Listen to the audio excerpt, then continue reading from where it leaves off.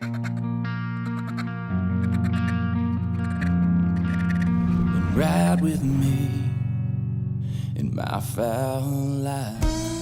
What's up? Podcast World, Chad Belding back at you. Another episode of The Foul Life, our Essentials of Duck Hunting series. Thank you all so much for the support. We're getting inundated with messages from y'all. You guys are enjoying the entire series so far. We've covered it all, from outfitting and everything that goes into making you a successful duck, goose, waterfowl hunter day in and day out. What we're trying to do is create consistency and success. So today we're going to stay on those same lines with another essential that has become so important to me the last 10 years of my hunting career. And when I talk to people about this, they kind of look at me like I'm crazy, like, no, there's no way that matters until they try it. And my guest today is going to be able to explain that, plus her story on a totally different level of what HIVIZ Sights has done for her career, her shooting ability, her shooting talents, her shooting success, and what it's done for mine and our entire crew here at The Foul Life because of what the HIVIZ Sights allow us to do with our Benelli shotguns. And we've also transitioned the HIVIZ story and culture and sights into our home defense, our pistols, our handguns, all of our home defense shotguns, our turkey hunts, you name it. HIVIZ has been along. Mr. Phil Howe's a dear friend of mine. The entire company based out of Wyoming now. They were formerly out of Fort Collins, Colorado. When I first started working with them almost 10 years ago, they are truly an American success story and a big part of our success here at The Foul Life and all of our brands. Lanny Barnes is our guest today. Welcome, ma'am. Chad, so good to be here. Foul Life is one of my favorite shows. Watch it with my dad. Thanks for having me. Oh, well, that's a nice compliment. So did Tess pay you to say that? Did Sandy pay you to say that? Or how does that work out? Not at all, no. I don't think that's part of the budget. Hey, that would be kind of cool if they set aside budget to pay people to give me compliments. We'll work on that. I think that'd be nice. You are a true live Olympian. I am, yeah. Three-time Olympic biathlete. So 3 times, can you give me the years? 2014, 2010, 2006? That's correct, yeah. And you compete in the biathlon, which is, I don't know how far biathlon goes back, but it's a older sport, right? An older segment of the Olympics that combines skiing, cross country, backcountry skiing. I don't know if there's downhill skiing including that, and then in shooting. So give me an idea of how those two are encompassed in biathlons. Yeah. So the interesting thing about biathlon is it derived from Scandinavia as a form of hunting on skis, and then became a military tactic in World War I and World War II. And then during times of peace, militaries would compete against each other and then became an Olympic sport. So it's actually, as far as hunting goes, it's as close to hunting as you can get in the Olympics. And it's just like you said, it's cross-country skiing and rifle marksmanship. So you carry a gun on your back and you ski miles and miles and come to the range and shoot and then head off again. And it's a really exciting sport in Europe. So in Europe, it's kind of got its roots. And how long has it been, how long has America had a team? Well, for women, it started in the 80s for the Olympics. It's been around a lot longer for men. And, it's one of the most popular, actually the most popular winter sport now in Europe. More people watch World Cup in Europe than do people watch the Super Bowl. So really? It's really exciting over there. I mean, they don't have football, so obviously they look for other sports to engage in, and like our typical World Cup will have 30 to 50,000 spectators on a Wednesday. So it's pretty exciting over there. We have a lot of fans, and it's, you have tons of screaming, inebriated Germans behind you, and so it makes a pretty exciting sport over there. But it's actually kind of new for females in America to be part of the team. So as far as you live in Colorado, I assume that you train at a lot of the resorts in Colorado. Do you live on a place where your backyard is a training course, or what does it take or entail? Obviously you can only ski part of the year in Colorado when the ski resorts are open or there's snow on the mountain, obviously. and you're in really good shape. So I assume you're swimming and weightlifting and nutrition and diet and focus and mental stability and everything that goes into being a world-class Olympic athlete is going into this. And then on top of that, you add in the marksmanship and the precision of being able to hit a target with your heart rate going up and down with intervals of maybe getting to 160, 170, bringing it down to 130, systematic breathing, learning how to control your lung capacity. That's almost like a military approach to training for, a military mission for special forces or whoever.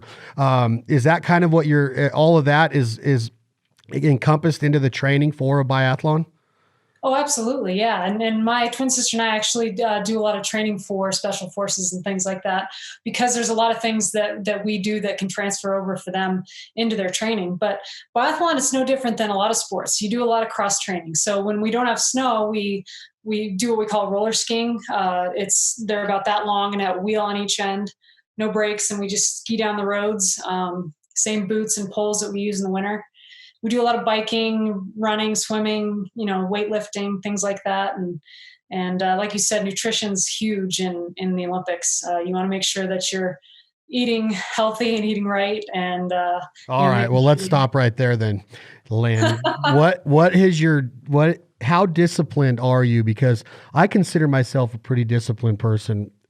But the quarantine has kicked my butt in a lot of ways where I almost find an excuse to I don't need my routine right now. Well, it doesn't matter if I eat bad right now because this, it's almost like your mindset gets a little bit warped or manipulated in a time like this. And you can't afford to have that happen.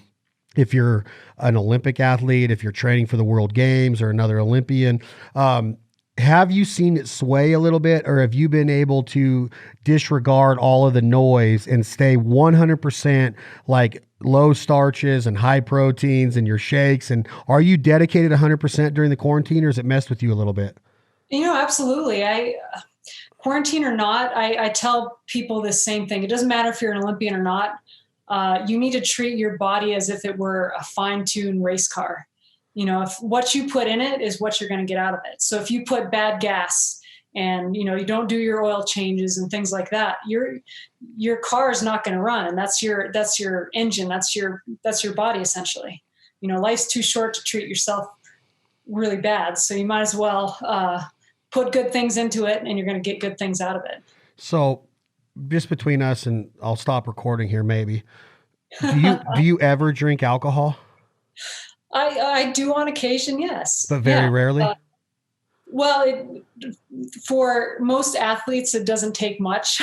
So, I guess I'm a cheap date in that sense. But it's not that I'm opposed to it or anything. It just, I tend to not drink too much because I know that the next day I want to feel good and I want to do something. And right. Just maybe don't indulge too much.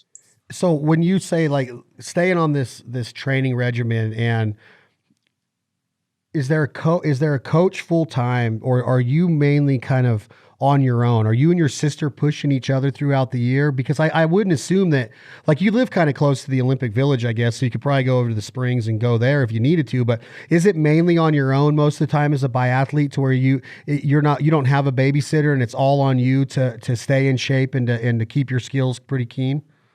Yeah, well, just so I retired from biathlon in 2014, so I'm not training for biathlon anymore. Now I'm just training for shooting competitions and things like that. But it's pretty much all on me.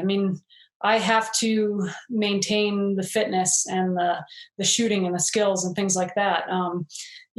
I could easily sit back and sleep in every morning and things like that, because there's no one watching and checking in to see if I'm doing the work and putting it in. And that's the same for most people. If you want something badly enough, it's up to you to go out and get it. You can use people around you for support. And I always recommend that to people, get a good support system. But at the end of the day, no one can pull the trigger for you. It has to be you. So you got to get the work and put the work in to get it done. Has being in tip-top physical shape, as far as core and equilibrium and balance and quadriceps and your butt muscles and your gluteus maximus and that entire area that kind of supports your whole body. have you found it that it's made you a way better shooter as opposed to being out of shape and not having the control of your body or the muscle memory? Are you able to control the muscles in all of the different aspects of the body? And I want to go over that because a lot of people think that shooting is just picking up a gun and you don't really have to be in shape to be keen. I'm not saying that a shotgunner, because a lot of duck hunters, you get a bad rap for being out of shape or not necessarily needing to be in shape because you don't move a lot like a sheep hunter or a mule deer hunter would per se. And then, you're just putting your shotgun up in the air a lot of the times. But I would think that the more in tune you are with your muscle memory and your body as a whole, as your temple, like you're saying, it would make you a much better shooter, the better physical shape that you were in. Oh, absolutely. Yeah. And one thing that my twin sister and I always told people is that biathlon made us better hunters and hunting made us better biathletes. They kind of went hand in hand. And as even with shooting, we noticed that the better physical shape we got in, the better our shooting was. Your reaction time is quicker. The positions you could get in to get a shot off, where you may not necessarily be able to otherwise, you could do. There's so many things that translate into being in good physical shape. I mean, even you to talk about bow hunters, and if they pull a bow back and being able to hold for a minute with a bull elk staring at them as opposed to 15 seconds and shake and have put the bow down. But everything you do, the better shape you're in, the better you will be at no matter what you do. So you say that one of your favorite shows is The Foul Life, and I'm going to believe you. Do you waterfowl hunt? I do, yeah. Okay, so you do waterfowl hunt. So we have that now. I want to get to that. Have you been on skis and chased the bull elk down and then jumped on its back? Is that how you hunt with skis? And I'm not trying to make a joke out of it, but a lot of means of this, I don't know the legalities of in a truck, you can't just drive a truck and shoot a gun out of it at an animal. Can you be on moving skis going after an animal in that situation? Is it state to state? Let's take Colorado and the Rocky Mountains, for example. Or is it more of a stalking deal, Lanny, to where you're using the skis to get into a position to get closer to the elk, staying quieter on your skis? Or have you actually been in a downhill race to get to an elk or a deer or something? And because there is snow on the mountain a lot of times during those seasons in Colorado. Yeah, absolutely. I mean, majority of the time, when I'm hunting elk, I'm doing archery, so it's usually bare ground. But I've hunted on skis before, and there's no saying that you can't. That's it's just like hunting on a bike. My twin sister and I were up biking in the mountains this weekend after turkeys. And, as long as you're not using a motor, you don't have a motor on your skis or your bike or anything like that, and you can get yourself back into where you want to be and where the animals are, there's no saying you can't do it. And give me a story. You got to have some kind of success story of a badass hunt on skis. Well, I don't have any good success stories of hunting on skis besides small game, but I do have one that I'm pretty proud of. Hunting elk. I was somewhere between 12 and 13,000 feet, right about tree line. And my sister and I usually kind of split up and conquer and divide and conquer. And she spooked this herd of elk that I was sneaking up on. And so I knew that I had to try to get ahead of them. Otherwise I wouldn't see them again. So I took off at a sprint and was able to more or less chase them down and took a perfect shot at the elk was running. I was running. I don't recommend that for a lot of people, but pretty proud of that moment, be able to take a good shot and, at that elevation and catch up to the elk. So. And when that's all said and done, what is your go-to as far as, are you a liver off of the lander like I am? Do you take pride in being a hunter-gatherer, a provider? I have this whole mentality of that there's not another cooler way to live as a man. And then when I see a woman that can do this kind of stuff, I'm just like, man, how cool is it that now the woman that is actually kind of the caregiver or kind of the mama bear, that's supposed to, that in history has been that provider of the food, the meals. But now you're going out and you're doing the hunting, you're doing the processing, the butchering, the cooking, all of that. Do you encompass all that into you and your sister's upbringing in your life today? Oh, absolutely. Yeah. I'm not trying to brag or anything, but I've shot 22 elk and have packed out all but 2 of them on my back. Jeez, So, you're like the Cameron Haynes of the female world. Do you hang with Cameron? yeah, I do. Yeah. And I take pride in hunting, bringing home meat, living off of the land. And not just that, but I'm kind of weird in that sense where I don't like an easy hunt. I'd rather go way back in where you never ever see another human being and get it done and make it 1,000 times harder than myself than, because I have 90 acres out here and I could easily shoot an elk off my property or a deer, but it's not the same as when you put in a really good solid effort and, go into the mountains and in their real territory and get it done. I don't think there's anything wrong with that at all. I don't think that it's almost like you're maybe like thinking you would sound like a hunting snob to say that. Like, I think that is the coolest outlook or ideology or mindset on it, is that you want to challenge yourself. So when you're done, you know that you put everything that you could into it to, get the most out of it, kind of like you do in your training approach or your body or your fitness or your nutrition, right? So I just think that mindset of the provider, and then when you put another level on it of being a quote unquote, a girl that, a lot of girls don't do that. We could say it all day until we're blue in the face that there's a ton of Lennys out there that will go pack quarter an elk out and pack it out on their back and take that elk down with a bow and arrow and then cross country ski with it on their back and get it and then take the knife to it and get the meat off it and then prepare all these awesome recipes. Like, I don't understand why people can't connect with that and be like, I want my kids to do that. I want my family to do that. What a cooler way. There's not a cooler way to live, in my opinion. And I'm not trying to sound like like we're the ultimate being, but in a way that is the ultimate way to live. You're not relying on anything else except Mother Nature and God's creatures to give you that ability to do it. And then it's all on you to put yourself in the right position to be successful day in and day out. I just don't see anything cooler that a kid or a mentor like yourself could deliver to somebody, or, a kid that might not necessarily have the ability to do that or the opportunity to do that.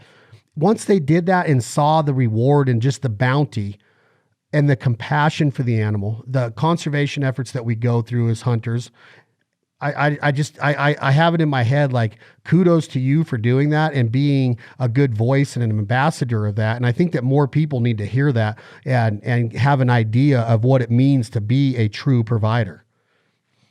Yeah, I think, for most people, I think if they actually went through the process and, worked real hard, harvested an animal, packed it out, processed it, cooked it up, they probably appreciate it a lot more than just driving down the store and buying steaks. You look at your food differently when you put effort into it, as opposed to just, going down the store and buying it. There's a lot to be said about that. And like you said, with conservation, hunters have done so many things that a lot of people don't realize for conservation and helping to create more habitat and ensure that animals in this country will have a place to live and roam for, generations to come. I agree 100%. So with that being said, I want to transition because I think that we need to do a podcast on your story and more so of the provider mentality in your career. This is more of the essentials of duck hunting. And I wanted to talk to you today and I want to invite you on a hunt because I think it'd be really cool to hunt with you and see your skills behind a shotgun and what you've learned through your biathlon career and learn some stuff from you, because I think that learning the proper way to execute a shot with your breathing and the squeeze of the trigger and not the pull, everything that goes into the fluidity. Is that a word? I don't know, Lenny, but the fluidity of the swing and the squeeze and how to get on target, stay on that target, and then transition to your second or third target. Obviously, the more you go, the more equipped and the more keen you become at that, more proficient you become. But I wanted to get into the culture of HIVIZ and what a aftermarket site does, or a site that comes on that weapon, because HIVIZ provides a lot of sites on weapons that you buy, on handguns and shotguns that you buy at retail. What would you say is the major first off advantage of that HIVIZ site? And let's just talk today in you're a duck hunter, you goose hunt. I've hunted a lot where you live on the Front Range. There's so many different lighting conditions. There's so many different skies. There's so many different variables of you're in a pit or you're in a ground blind or you're in a panel blind or you're up against a tree. Your gun's going from here to there. It's laying on you. You got to pick it up and get on. There are all the variables that go into the different things and the different approaches that you're going to face as a duck or a goose hunter. Let's keep that in mind as we go through these essentials now of what HIVIZ means to a duck and goose hunter and what advantages has it given you personally, and how would you tell a duck hunter to properly get everything and maximize and capitalize on what that sight from HIVIZ is meant to do for their shooting. That's a lot, but that's kind of what the conversation I want to have today. Absolutely. Yeah. I think the one thing that sums up HIVIZ and their sites the most for me is focus. That, like you just stated, there's so many different variables out there that we go through in hunting or self-defense or competition or anything. And I think the hardest thing that people have is coming up with a way to focus on one thing. And, I think the biggest thing with HIVIZ is that, they don't settle for just status quo. They want to make sure that the products they're putting out there are the absolute best and are going to help you do what you want to do. And would you say that when you say they're going to help you do what you want to do, I would say that 90% of potential end consumers, or 90% of people that buy, male or female, that buy hunting licenses and duck stamps to go duck or goose hunting, I would say that 90% of them are uneducated on aftermarket sites until they really start looking into it, or they see one and they start figuring out why is the sight on my gun not suffice? Why would I change this out?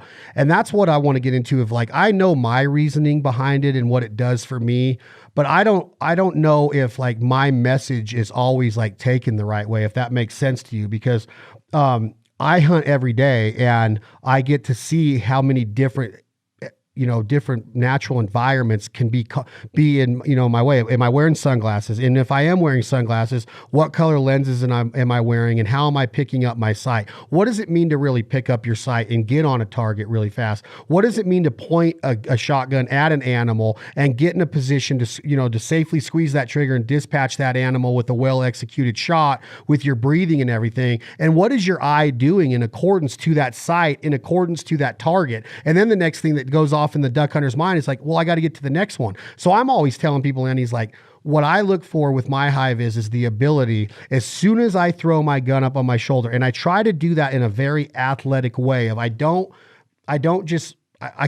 manhandle the gun. I'm very like a baseball player, really fluid with it. I don't grip it real tight, but I try to get it into position really fast and get my cheek down on it and get down that rib to that sight and get on the bird. And I'm calling the shot, and I got my duck call in my hand, so I'm kind of watching the body language of the ducks.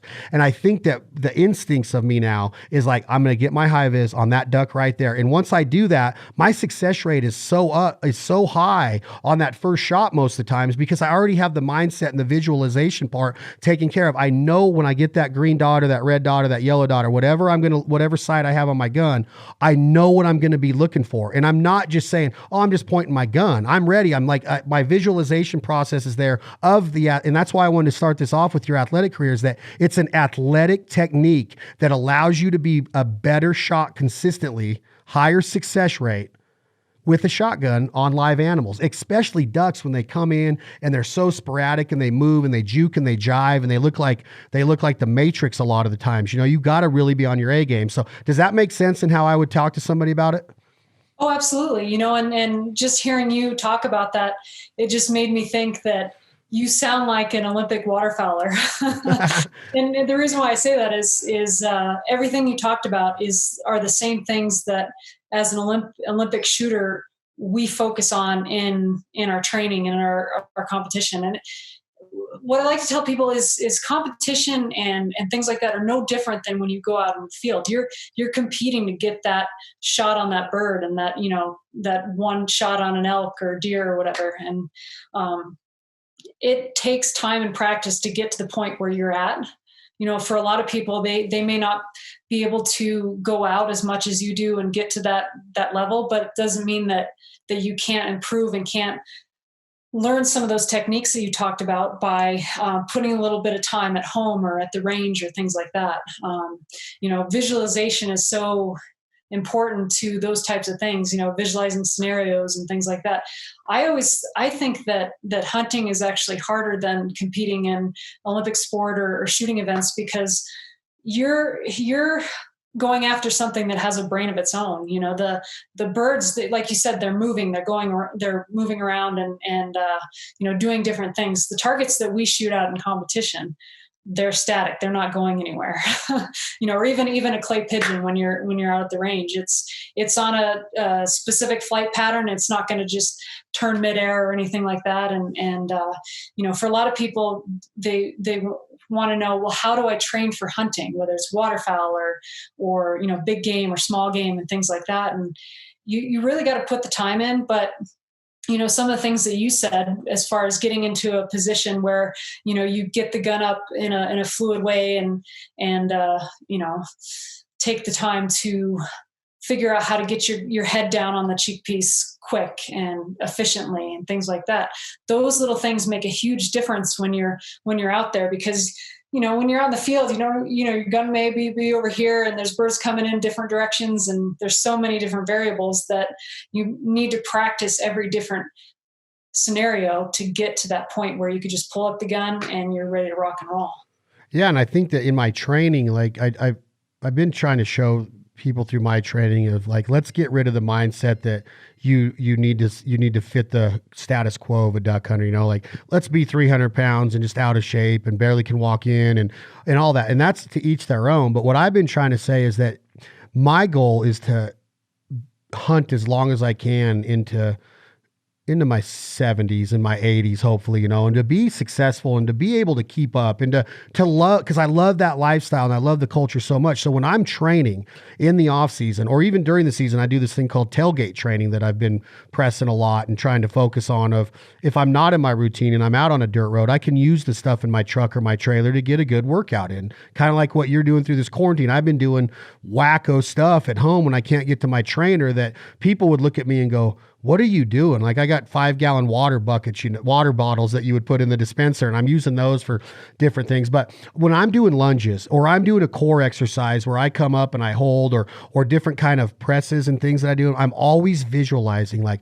all right, if I had to get my belly button focused in this position right here and get my core torqued in this position, could I get a shot off like that? Or how can I get my legs and my butt kind of in the right position to get a better shot and to be more stable? And then I say, all right, well, if there's a branch right there and I'm going to let that duck get over to the right a little bit, how am I going to transition from that focal point to my next one? And so when I'm in the gym or I'm out training my dog or whatever, I'm trying to see those ducks come into all these different scenarios. And I try to get my body into positions to where like, all right, well, if I'm laying down and I have to hoist up into a sit up or a crunch position, I want to make sure that I can stabilize by taking my belly button, sucking it into my spine and really activating my core to get complete control to where I'm not shaking it all.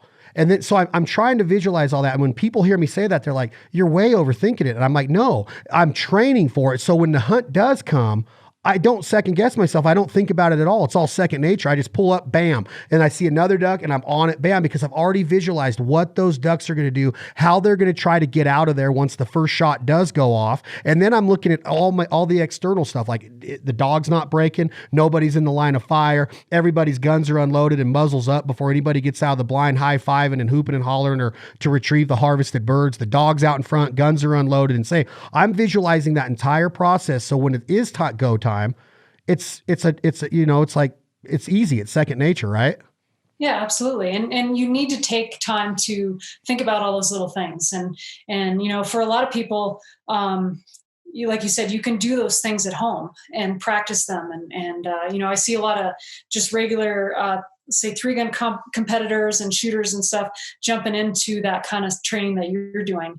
And even hunters, big game hunters, you can do that kind of stuff at home. Turn on the foul life. And when birds are flying, when you got shots of birds flying in the air, pull up your shotgun, completely empty shotgun, and practice, like how would you be in a position to shoot these ducks if they're flying, and stuff like that. And I think that for a lot of people, if they thought of, okay, I'm getting up really, really early to go duck hunting, should I skip breakfast? Probably not, because you're going to be sitting out there a while. If you skip breakfast, your blood sugar is going to be low. You're going to get out there, maybe dehydrated. It could mean the difference between having a good breakfast and staying hydrated and getting your limit, and or going home frustrated and missing a bunch of birds that day. Those types of things make a difference. And the little things, you got to focus on the little things. Those make a big difference. Yeah. And I think that if they take that training mentality into it, and then they start to apply that to their vision, which I had an ophthalmologist on the podcast, and my whole discussion with Dr. Matt Mills was my vision, because he's my eye doctor, he's my eye surgeon.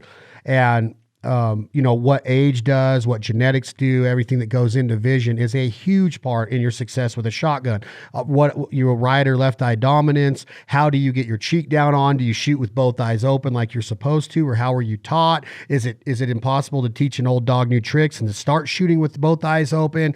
What are you doing with your breathing? Are you nasal breathing in and out? Are you nasal breathing in and pierce lips out? Or what all are you doing to ensure that you're in the proper form every single time you squeeze the trigger? Where do you hold your finger on the trigger? But my main thing with you is the vision part of the hunt is the most 100% important part of what we do as hunters and gatherers, because it is meant to be a visual stimulus for us to see the sunrise, the mountains, the flocks of ducks, the dog work, the breath. Everything that you see as a hunter is stuff that is you just can't describe. It's hard to even put it in painting or into words on what that makes me feel like. So my vision is really keen. So I take that a step further through my visualization process of like, I am going to see every shot with 100% validity and just like perfect vision. Like my scope is going to be always wide open. I'm never going to have a half-ass shot, or I'm never going to see things, like a little bit dimmer than they're supposed to. I want everything to be vibrant and right there. Even if it's an overcast day, how can I make that shot picture or that scope the best vibrancy that I can get out of it? And that's what I tell people HIVIZ is to me. Like the culture of HIVIZ is that it enlightens my hunt to the point of it allows my every shot to come alive. Well, you can't really do that on a bluebird day. And I go, yes, you can. And here's how. And if it's a low overcast day with a low ceiling, here's what HIVIZ does to me. And all it is the ability to not be ignorant or not be a know-it-all, because for a long time I've done that with things in my life, Lanny, of like, nah, I'm pretty good. I don't need that. I don't need to move from this to that. I understand. I don't need to mess with my shims on my gun. Everything. I don't need to mess with my forcing cones. My patterning's fine. And then when I do it, I'm like, oh, that's what you meant. So when people just take that leap of faith and say, all right, I'm going to put a sight on my gun and I'm going to learn how to capitalize and maximize what this sight's potential is, that's when people start seeing what I've always said of like, let these sights light up your hunt. Let them bring the vibrancy to your hunt, because you will literally see the hunt different than you've ever seen it before down the barrel of your gun, which is less and less time of any hunt. It's less of the time that you see it through your eyes, through your sunglasses, through your binoculars. The sight picture of in your scope or down your shotgun rib with your HIVIZ sight is the least time that we spend in the field. Right? The other of it's just vision. So when you do put your sight, that sight picture out on that target, let it be just as vibrant as the rest of what you've been experiencing all morning. Don't close an eye, keep eyes wide open, and enlighten it with that sight. And I don't know if you get that far in depth with it with your shooting career, but I would assume that when you're competing for a gold medal in the Olympics against a Swedish person and a German person and all these badass world athletes, that you are trying to see the race, see the competition the best you possibly can. Oh, absolutely. And it kind of like just looking at you on the screen it with your HIVIZ hat on it just proves your point, because you've got your camo hat with the ducks in the background. And the thing that stands out the most is that HIVIZ on your hat. And, for a lot of people that have never tried it, I say, you put in so much time and effort into hunting. You go out and you buy a nice Benelli or Beretta or, whatever shotgun and put a lot of money into that. You put a lot of money into your ammo, get up early in the morning, and you can just try out a HIVIZ sight for the cost that it would be for breakfast that morning. So it's one of those sayings, seeing is believing. It truly does make a difference. And like you said, if you have all these colors that are flashing in front of you that are mute and dull and all the same, when you're looking at a sky full of ducks, if you don't have something that's going to stand out to help guide you into that right position, into the correct shot, you may not be set up the right way, like you were saying. And I think that with the sight and the sight picture of when you do get that gun on, on your cheek down on the pad and you're looking down your rib, I don't think that anybody could argue the fact that your success rate can only go up with that added light fixture on the end of your barrel. I don't think that anybody could ever tell me, like, look, it bothers me when I throw that up. And I'm like, I don't understand that, because the sight picture, it's literally lighting up your target. That's what it does to me. Like, just like my hat against this background with the camouflage, it lights up the picture. You cannot help but get on your target easier. And then the whole other part of the HIVIZ deal for me is getting on my second and third, because I take pride in good harvestable shots and being able to get ducks tight enough to where almost every flock I get 3 good shots off, because there's ducks right there and they're not at 60 by the time I shoot my first duck. I get shots that boom, boom, boom with my breathing and my sight picture right there. And that's what the HIVIZ has allowed me to do for years, because it's nothing to have 10, 12, 15 ducks come into the hole at once, or 30 geese come into the hole at once. And I don't want to cripple a goose. I don't want to take a bad shot. I want to have my I don't want to compromise anything. I want to have that sight picture locked in and squeeze and have that HIVIZ do its job of lighting up the target. It's not about like you're just have this thing down there to find the end of your barrel faster. It's about lighting up your target and making it more vibrant, and more confidence goes into the squeeze of that trigger once that sight picture is found and judged and decided on that that's the one I want to squeeze. Absolutely. And like you said, time is of the essence. The HIVIZ can help you, a HIVIZ sight can help you get your shots off quicker. And I'm talking tenths of a second faster, where going from bird to bird. If you wait too long, they're going to be out of range and gone, or you could end up wounding something. So that alone should be enough to want to try to do better and want to try to get faster and harvest more birds. Yeah, and I think that if you take the mindset of the ethics of hunting, is if you look at it in my opinion, is a rifle scope is the same thing. The more that I can get out of that sight picture, the easier that I can stay on my target's vitals because of the scope or because of the technology that's gone into that rifle scope. You can look at it a bunch of different ways, and that is like, I want that animal to not have a chance of suffering.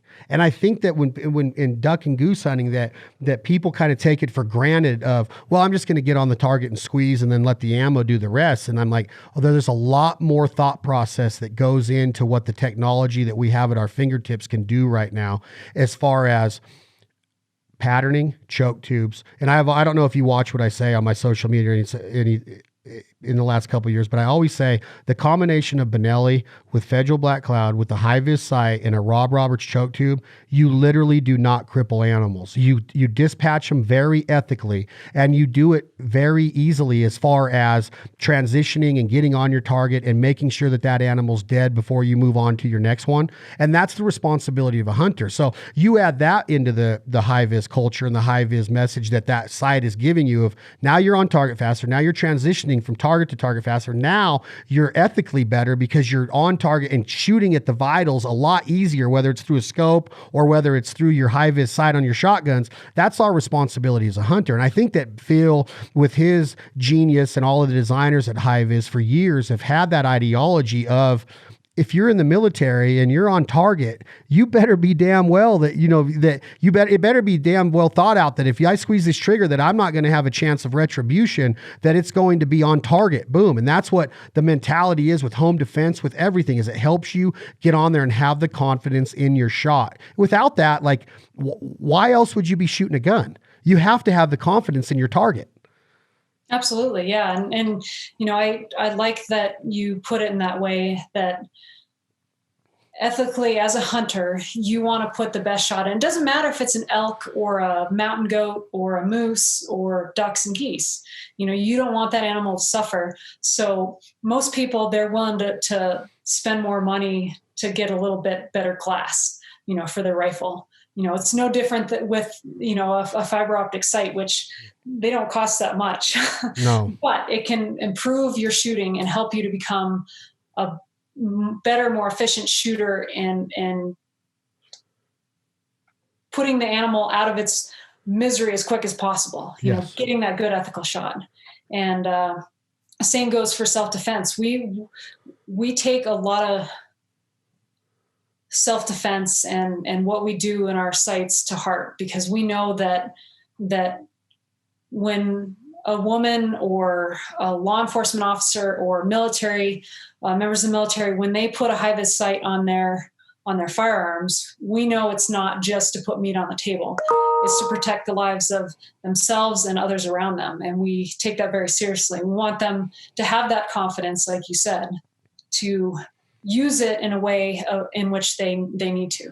And I want to make sure that the duck hunter, the female duck hunter, the male duck hunter, the new duck hunter, the experienced duck hunter, there's a reason why military and law enforcement personnel depend on HIVIZ. There is a reason why the top gun manufacturers in the world depend on OEM programs, that HIVIZ develops the fiber optic sights to come equipped on these guns. There's a reason for this. It's because it makes it a better weapon. It makes it a better choice for you to use, whether you're defending your family in your home, whether you're taking the responsibility of taking a life of a wild animal, which is a huge responsibility. And I say this all the time too, Lenny, is that I don't like shooting coyotes with a rifle at 400 yards because their vitals are really big, really little. And whether it's wind or the bullet or the gravitational pull or whatever, I don't want to even cripple a coyote. I would rather have my HIVIZ locked in with two of them running in at me at full speed,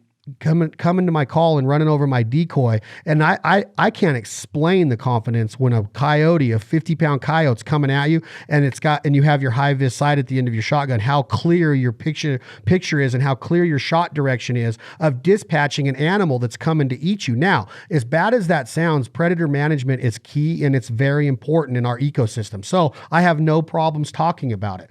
The use of HIVIZ on a shotgun stand is key and being a good coyote hunter and good predator management. So if you take that whole mindset or ideology into your duck hunting of like, why would a sniper, why would a special forces, why would a Green Beret, why would a Navy SEAL have one of these sights on their weapon? It's because it's go time. And if you're really serious about go time, whether you're an Olympic athlete, whether you're a beginner duck hunter, a duck hunter that does it every day, or a military guy or a law enforcement personnel, it's go time. And you don't want to mess that up. You're not going to get a second chance. And I always talk like, if it's self-defense, you're not going to get a second chance. You might be smoked. With ducks, it's what we look for. It's what we think about every day. They rule our world. We merely exist in a duck's world. So if that shot does present itself, you bet your ass I'm going to try to capitalize, because I've been waiting for this moment for my whole life. So that I don't want to be a drama king or a drama queen or add a bunch of drama to it. But to me, it's so key to give yourself validity and vision and color and just the whole spectrum of what that hunt is supposed to look like through a fiber optic sight by HIVIZ. That's kind of what I've always said. And duck hunters are starting to catch on, because every time I go out now, Lanny, I'm seeing more and more people have the kits and they're switching out their sights depending on the sky. And they're really taking their shooting serious, because it's key. You take your duck hunting serious. You have a dog that you put thousands of hours of training into. You learn how to drive a boat. You learn how to use a knife and skin it. You learn how to set up a decoy spread. Learn how to be the best shot you can possibly be. Yeah, absolutely. And, to your point, if you have the best gun in the world, like we'll say the absolute best shotgun in the world. Benelli. I had to throw it in there. I had to throw it in there before you said a brand. I just had to make sure. At the end of the day, the two most important things that you need to do before you hit that animal are have a good sight picture and a good trigger squeeze. And without that sight picture, you might as well not pull the trigger. And that's coming from an Olympic athlete. That's coming from a girl that's been on 3 freaking Olympic teams, that shoots for a living. And I'm telling you, like, if you just do it, I can't stress the difference enough. Like, it's night and day when the sight, with the technology that HIVIZ has, it's night and day. And especially when you talk about the essentials of what we do, I am not going to take for granted one mallard duck, because I know how important it is to get that shot. And I want to make sure that I capitalize on it. And then when I look at my hunting partners, I'm like, that came together just the way we visualized it. We painted this picture.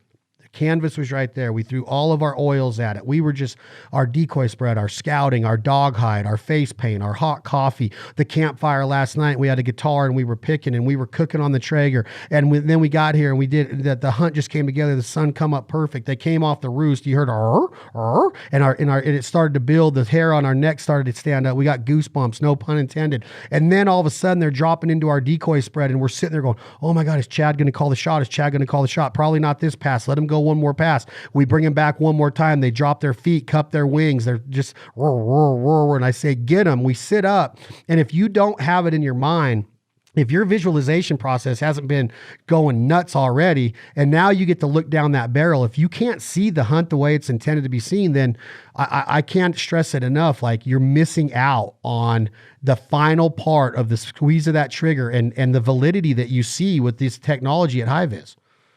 Absolutely. And you know, what you just described, it takes confidence to do that. And no matter what kind of shooting you're doing, whether it's self-defense, target practice, competition, hunting, you have to have confidence in your shooting. And, you know, good sight picture, good trigger squeeze, that's what gives you the confidence and all the work you put in behind it. So tell me what I'm talking about in biathlon terms, and then take it into your duck hunting. Is that why you have a HIVIZ sight? Because of what happens when you put the gun to your shoulder and you're looking down? How would you describe it, what you're seeing? And what sight would you tell somebody, hey, start with this sight? It's going to come with 3 different colors. It's going to be, is it a magnetic sight? Is it, tell me a little advice on what you would tell a duck hunter that says, you know what, I'm going to do it. I'm going to take the plunge and I'm going to get into this because I want to be the best shot I can be. I think the best way to describe it for everybody that has some sort of issue with their vision, whether they wear contacts or glasses or something like that, and especially with your distance vision. If you went out hunting without your glasses or contacts for the day, you probably wouldn't have the confidence to be like, I think I know what bird that is. You know, it's the same feeling in competition or, you know, in training. If you don't really know what you're looking at, if you aren't confident with that sight picture, with that sight, you're not going to be able to get a good solid hit on whatever you're shooting at. And for me, we competed all over the world in the most miserable places of the world, all cold places like Siberia and Scandinavia. And we had so many difficulties in weather and fog, snow, rain, you know, things like that, that we realized the importance of having a crisp, clear sight picture, because you never know what you're going to encounter, especially, you know, waterfowl hunting. You guys are out there hunting in the same kind of weather that we had to deal with as biathletes. It's usually not nice bluebird sunny days. I mean, you don't want those days anyways because the ducks are too high, but having the confidence in knowing what you're looking at and knowing that you can take the shot because it is crisp and clear, that's going to give you the confidence to get your hits. Yeah, I agree. And I think that with what you described in the weather that you guys experienced in all of your shooting career, chasing these medals and your Olympic careers, world championship careers, every duck hunt is a world championship, because if you don't treat it like that, then you're going to soon realize that your days in the field are numbered, man. Not just because of who you are. And I'm not talking about getting old. I'm talking about Mother Nature cooperating and lining all of the elements up that you actually get opportunity. They're not slim to none, but I would say that your odds of experiencing unbelievable hunts is not as high as you would hope that it would be. And you're going to have to learn how to see the good in all of these hunts. And if it is getting a shot at 2 ducks, then make sure that shot, that you've taken every precaution to maximize it and capitalize on that opportunity. And I think I am going to educate you on something, though, Miss Lanny, that I would like to tell you. As a friend and as a future hunter together, I would do anything to hunt in bluebird skies every day of my duck hunting career. I'm telling you, now that is how ducks act like ducks. Now, I'm just saying that stormy days, I think they're good. It's just that there's no shadows, so you can't hide as well. And ducks can can see everything in stormy days, which is another reason why a lot of duck hunters will take a longer shot on a cloudy day, because the ducks will not work in as close most of the time, because they can see decoy fakeness. They can see UV light. They can see different, the dog move easier because there's no shadows hiding anything when the sun's not out. Mm-hmm. So longer shots are taken. And on those days, which a lot of people deem ducky days and their favorite days to go out, snow goose hunters, duck hunters in the Delta of California or Louisiana, they love hunting on stormy days. Like you said, it keeps the ducks down lower. They fly around more. The wind's pushing them around more. They fly below the ceiling sometimes. You have to be able to see. So do yourself a favor and go out and hold up a sight today. Go get a sight at any of your local dealers, box stores or mom and pop independents, and check out a HIVIZ as far as just holding it up with your hand and looking down at with that sight, with the clouds or the sky in the background or the low ceiling, and see what you see. It truly is mind blowing of when you put it up there and you're like, oh my gosh, it's like, I don't know how you can really say it's like shooting fish in a barrel, kind of like how you can get on your target so much easier. And I think that with a competition shooter that has had your success saying, yes, we depend on HIVIZ, there is a reason. I don't care how much money HIVIZ pays an Olympian. Okay. That's none of my business. I don't care what they ever paid you to be sponsored athlete from HIVIZ. If it didn't work and you had a chance to win a gold medal and you said, well, they pay me a lot of money, but I don't want to use it, you'd probably say, keep your money and keep your sight. I'm going after the gold. That didn't happen because it works. So it's not like you're being forced to use these as the best shooters in the world as an Olympic biathlete. There's a good reason why HIVIZ has some of the top shooters in the country, like Jerry Michalek, Max Michel, Lena Michalek. HIVIZ works, and it works for a reason. And, all I say to people out there is like you said, give it a try. $15, you can, Which site? Tell me the site right now. Which, if I'm looking at, let's just say I'm looking to practice this summer. I want to take it to the sporting clays range a few times and just see what I see with that site picture with my new HIVIZ. Which model do I get? Go out and get the Bird Buster, because it comes in 3 different sizes, so you don't have to know your rib width. So guaranteed one of those is going to fit your shotgun. And it comes in different colors, so you can switch them out and see which one you like the best. What colors? Orange, yellow, and green. And why would HIVIZ ever make that? Is that a pupil sensitivity thing to how some guys and girls' eyes adjust to different colors? Is it like my favorite color is red, so I'm going with that? Or is there science behind having a different color for any given day? There's actually science behind it. I mean, everybody's eyes are different. It's just like our physiology. You're taller than me. You have a lot more, your shoulders are a lot stronger than me, things like that. Your eye physiology is a lot different than mine. So you may pick up on red better than green. You may pick up on yellow or orange, things like that. So it's personal preference at a physiological level. So if you're going hunting with me tomorrow, and let's say that it's a high of 45, high clouds with a little bit of scattered sunshine, but mostly cloudy, but a high ceiling. Are you picking a different color than you competed with on those days for a duck hunt, or are you one color because of the way your eyes adjust to that certain color? When I competed, I changed out colors because it does make a difference in different conditions.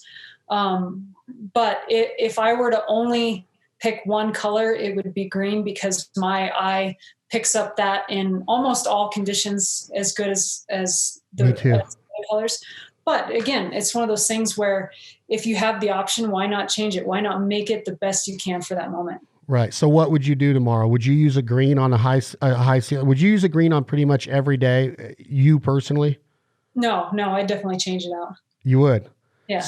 Okay. So tell me the weather conditions on our second hunt. We go on a 3-day hunt. Tell me the conditions on day 2 and what color you're using. For, let's say, bluebird skies. Okay. Something like that. I'd probably use a red because, I have blue eyes. They're very, very sensitive to light. So green is almost a little bit too much for me on a really bright bluebird day. And so red, it makes it that much more crisp with red. Okay. And what if have you ever had a question posed to you, Lanny, of, I wear glasses when I wear Oakleys every day when I hunt, right? I wear different lens configurations, different lens colors. The prism lenses, you have a lot of different color combinations in that as well. Is there a science that goes into matching the lens technology on your shooting glasses? Because I'm sure that you're safe and wear shooting glasses also. You probably had to in competition, I would assume. If not, maybe not. But do you wear them? And if so, is there a science behind matching that lens technology with the HIVIZ colors? Absolutely, yeah. So in biathlon, I'm just going to put it out there. We didn't wear eye protection because in the winter, your first breath when you're breathing 180 beats per minute is going to fog up whatever you're wearing. So it's not physically possible to, because you just fog up and you couldn't see.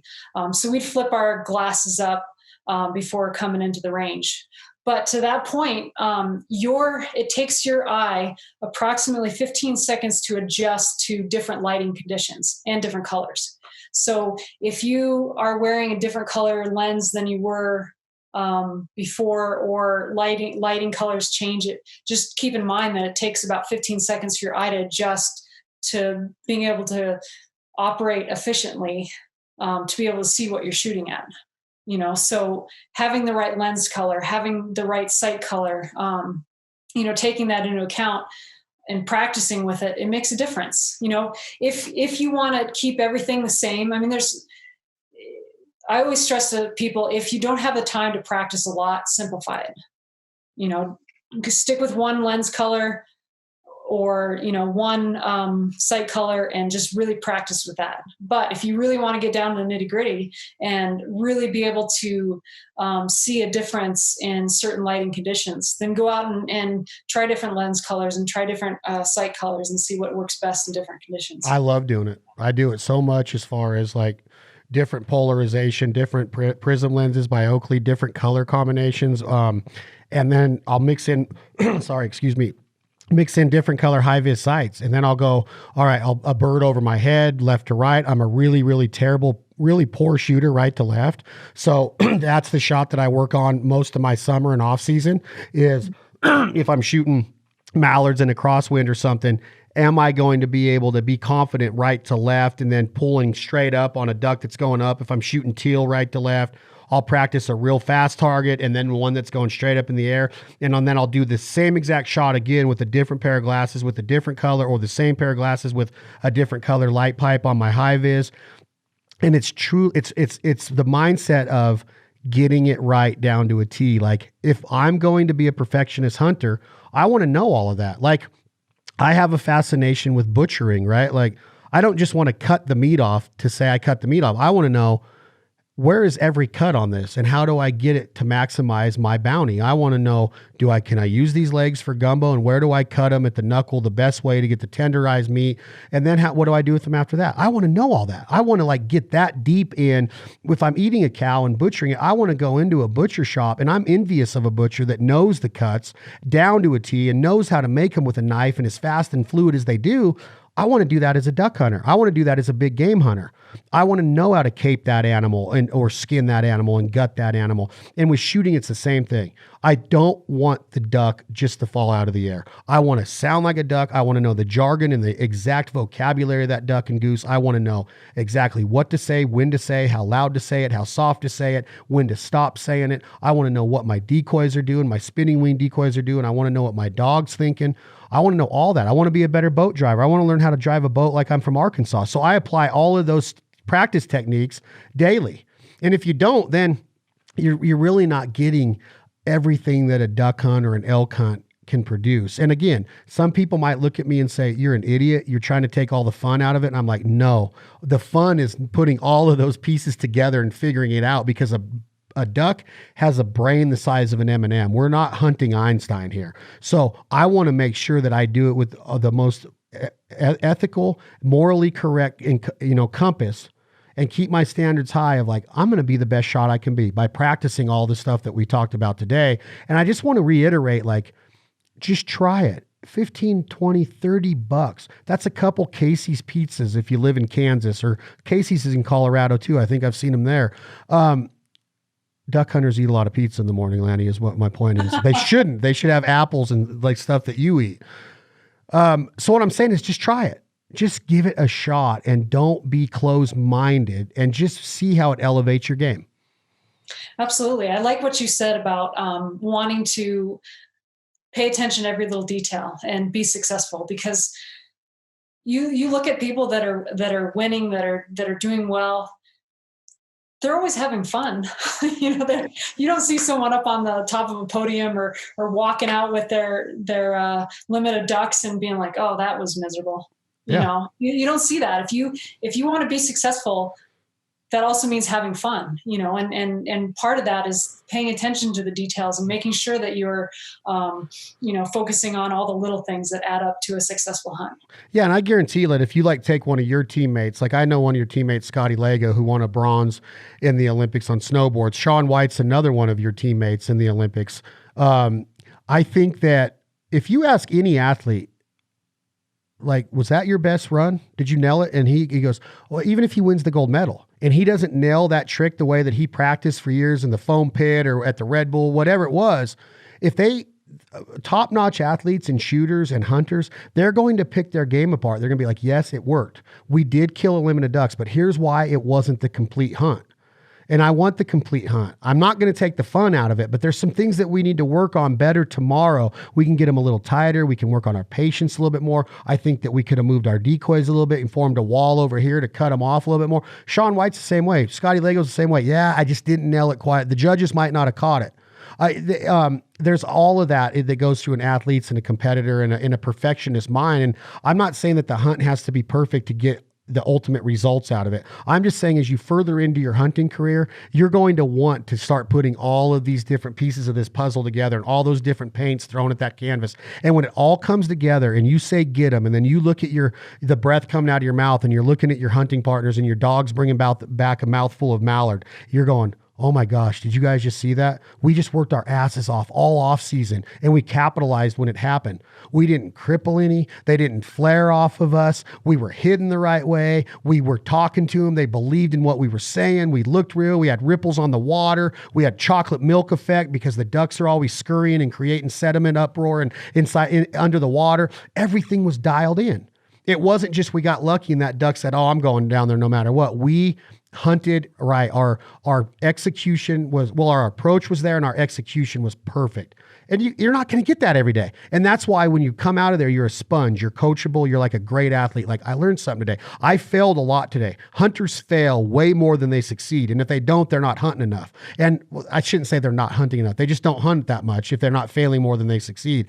I fail all the time, but I always have been the guy that's like, we can do this better tomorrow. Do I get down sometimes? Yeah, but duck camp gets me back up so fast. Like, oh my God, well, we got this to look forward to. We ain't got time to be down. Let's get ready for tomorrow. Let's go back and get our gear all cleaned up. Let's look like a well-manufactured team tomorrow morning, and let's go out and do it again and get better results. And I think that you have, as a hunter, you owe it to the birds or whatever game you're pursuing to harvest. You owe them that respect and that compassion. Like, look, we are going to take your life, but we're going to do it this way to where it's that it's no, you suffer none. So I don't know, maybe that's too technical to look at the hunting approach, but I think that's kind of where I'm at, is like, I want all of these pieces to fit together every day. I don't think you're that far off, because there's a lot of people that are looking at hunting and shooting and everything in their life the same way, approaching it that, hey, life is too short to kind of do it half-assed. We got to jump into it and give it everything we have, because we may not have another opportunity. And, Exactly. I approach pretty much everything I do with that same mentality every hunt, I want to be as successful as possible and have as much fun as possible, because will I get another opportunity next time? Who knows? Hopefully I do, but I want to make sure that I'm in that moment, having as much fun as I can, being as successful as I can, and learning as much as I can. Yeah. And I'm not saying that if somebody came to me and said, hey, teach me how to duck hunt, I wouldn't be like, all right, do this, and this, and then report back to me next Wednesday. And then that Wednesday, do this. I'm going to take it slow. We're going to go out on the right days. We're going to experience success. We're going to learn it in a fun manner.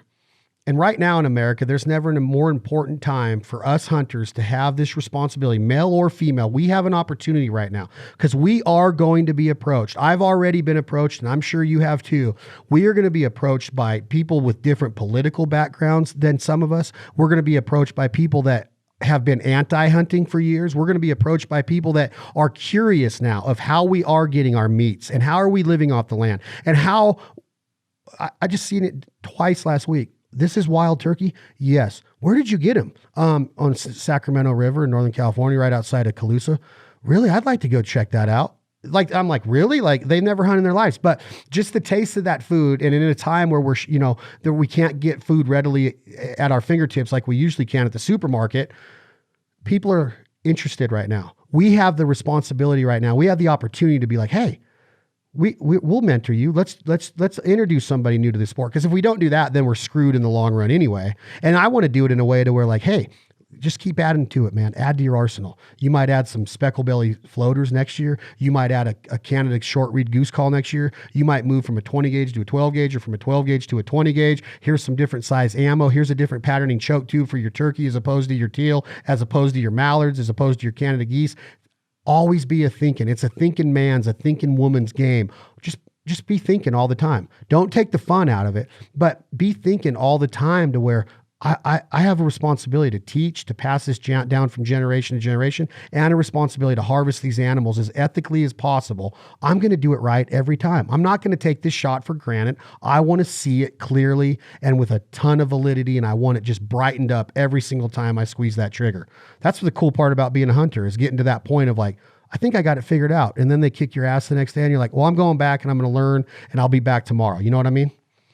Absolutely. Yeah. And like you said, I think we do have a responsibility to help mentor these new hunters and shooters coming in. There's so many people that maybe never thought of hunting as a way of providing for the family. And I think that light bulb is going off in a lot of people's heads. And it's our responsibility to make sure that we help them do it right, because, we all know that in hunting, there's a wrong way and there's a right way. And we want to make sure that all of us, no matter who's doing it, is doing it ethically, safe, morally, and is having fun doing it. And that's why I love Phil Howe. That's why I love being able to meet people like you and Tess. And Tess is a 3-gunner and she's a shooter. And I love Miss Sandy, and I love Joey. I mean, everybody that I've ran into in my tenure with the brand has been so awesome, all the way back to the Chris Quam days. And I appreciate the partnership. I appreciate the technology and the innovation, and especially the dedication and commitment to the shooter and the Second Amendment of our Constitution, and what Phil and his background and what he's done and battled to keep doing, and the team he's put together now. And I'm so thankful for that. And it's just what a great industry to be a part of, and a humbling industry, and what an unbelievable lifestyle to be able to sit on a podcast with an Olympian and talk about shooting ducks and cooking ducks to eat. I mean, it just doesn't get any cooler than that. I appreciate you being here. We are going to hunt this year. I am going to challenge you in a little bit. We're going to challenge, like, I got Tom out here, who's a really good, his wife's alpine downhill, and he was a college snow skier, but cross country, but I don't remember what they called it now. I can't remember what it's called. when they Nordic? Yes, Nordic skier. We're going to do that. We're going to hunt. We're going to cook. We're going to have maybe one little glass of wine because we're going to be hunting in California probably. I will get you some details on some dates, and hopefully you can come join us because I'd love to hunt with you. I appreciate you being here. Absolutely. Yeah, I'd love to do that. Thanks for representing HIVIZ so well. We're happy to have you as part of the family, and good luck on all your hunts this year. Well, thank you for saying that. I'm glad you're part of the HIVIZ family. And where can people find you on Instagram? Go. Instagram and Facebook, Lanny Oakley. Lanny Oakley. That is like a play on the American Western like Getting Western, Annie Oakley. If you're a good shot, people refer to you as Annie Oakley. If you're a guy and you're a good shot, do they refer to you as Bill Cody, or is it Buffalo? Who is the good shots for the males? Buffalo Bill. Buffalo Bill. Yeah. Okay, I'm Buffalo Bill. There we go. You're awesome. This has been another episode of the Essentials of Duck Hunting on the Fowl Life podcast. Today's episode was brought to you by our friends in Laramie, Wyoming, the one and only HIVIZ Sites. Check them out at HIVIZsites.com. You cannot go wrong. Give them a try. You heard the entire discussion today. We're so proud of our partnership and affiliation with HIVIZ and what they're building. They believe in the shooting. They believe in the culture of the hunter, the shooting rights of Americans, the Second Amendment, the NRA. I'm so proud to be part of the HIVIZ family. There's more to come, lots more to come. Wait till you guys see what's around the corner with the innovation coming out of HIVIZ every single day. Today's episode of the Fowl Life podcast was also brought to you by our friends, as always, at Gerber Gear. Check them out, gerbergear.com, and never forget to stay sharp, America. Chad Belding, Tom, hit that button. This is 2 a.m. Logic. The song is called My Fowl Life. Thank you all so much.